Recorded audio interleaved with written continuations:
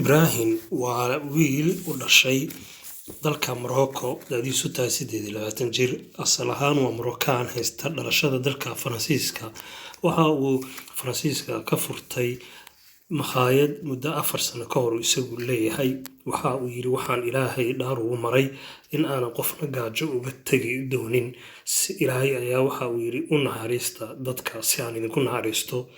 Haddaba Ibrahim waxa uu markii ay dowladda Faransiiska ku dhawaaqday xilligan koronaha uu aadka dunida u saameeyay inay ardayda jaamacadaha baahi tiri karin ama aanay dabooli karin cuntadooda ayaa waxa uu isagu iskiis isu abaabulay in uu makhaayadiisa inta lagu jiro xaaladan uu u fasaxo ardayda isagoo u qaado cuntooyinka jaamacadaha ku yaala magaalada uu ku nool yahay ee dalkaasi Faransiiska. Haddaba waxa uu yiri tani ma ahan mid aan u sameynayo dan gaara ama dad gaara waxa ay tahay buu yiri shakhsi kasta oo arday oo dalka Faransiiska ku nool oo jaamacad dhigta khaasatan magaaladeeda aan awoodin ayuu yiri inuu cunto helo waxaan Ilaahay aan ka ballan qaaday inaan siin doono.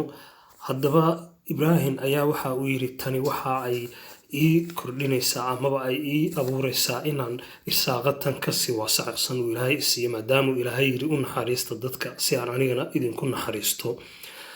Waxa weeyaan 28 jir dunida soo jiitay sida uu deeqsinimada leh uu ardayda ugu gargaaray waa Shugal Media kulanti dama oo xiiso leh.